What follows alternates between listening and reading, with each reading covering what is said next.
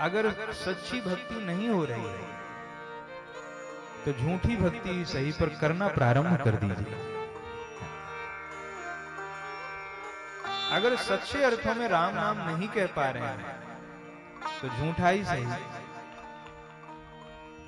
ना जाने कब ठाकुर जी की कृपा हो जाए और ऐसा वे चमत्कार कर दें कि हमारी ये झूठी भक्ति सच्ची भक्ति में बदल जाए, इसका कोई भरोसा नहीं।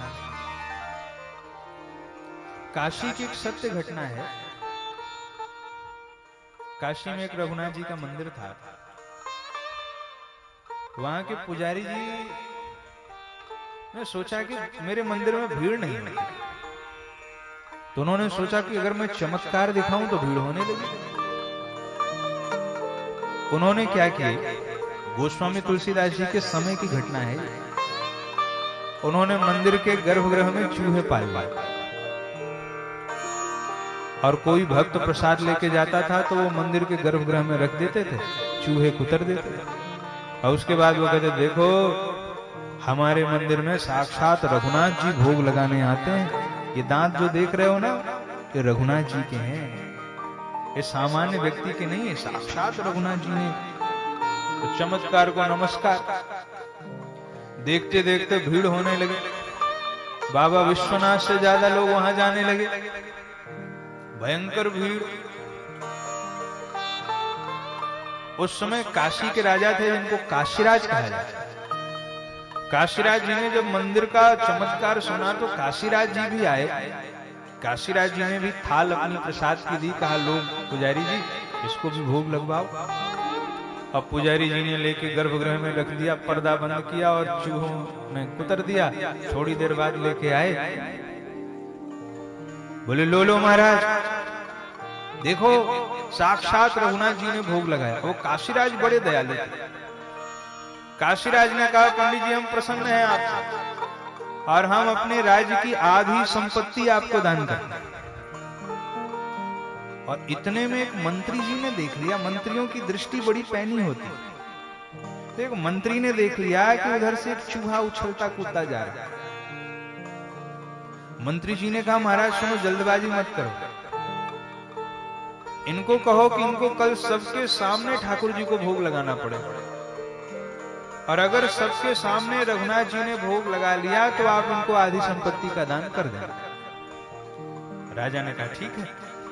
राजा ने कहा, महाराज सुनिए, आपको कल सबके सामने ठाकुर जी को भोग लगाना पड़ेगा और ठाकुर जी को ये प्रसाद पाना पड़ेगा।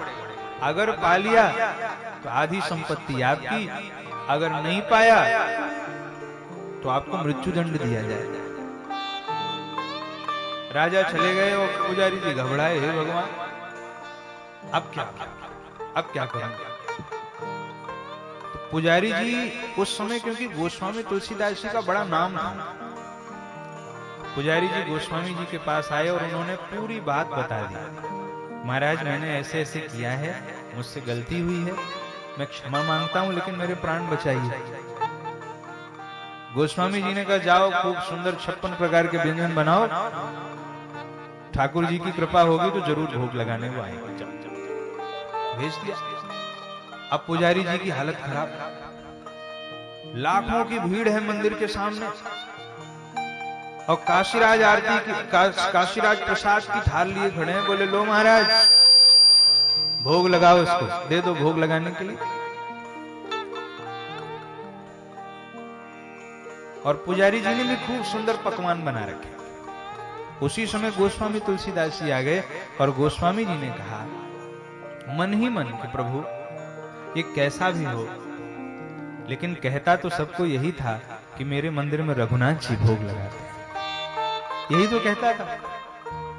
अरे झूठी भक्ति सही करता तो था और यही कहता था कि भगवान भोग लगाते हैं।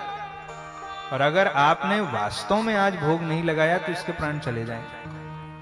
और फिर क्या होगा? बोले इसका परिणाम होगा कि लोग झूठी भक्ति करना बंद कर देंगे। हे प्रभु इसकी रक्षा कीजिए। गोस्वामी जी ने ऐसा कहा और उसी समय वो भोग, संत जन ऐसा कहते हैं कि भगवान रघुनाथ का मुख खुला है, मूर्ति का मुख खुला है और वह सारा भोग उड़ करके भगवान रघुनाथ के मुख में जाके समाहित हो। सारी दुनिया ने ये चमत्कार देखा और उसी समय गोस्वामी जी ने लिखा, तुलसी झूठे भगत कर पति राखत भगवान। अगर कोई झूठी भक्ति भी करता है तो भगवान उसकी भी लाज बचाते हैं। इसलिए मैं निवेदन कर रहा हूं, एक बार भाव से भक्ति नहीं हो रही है तो झूठी ही करिए, पर करिए, नाम जप करिए, भगवान का नाम लीजिए। ना जाने कब प्रभु की कृपा हो जाए और उस क्षण का इंतजार कीजिए। बस विश्वास रखिए कि भगवान हम पर कृपा करेंगे।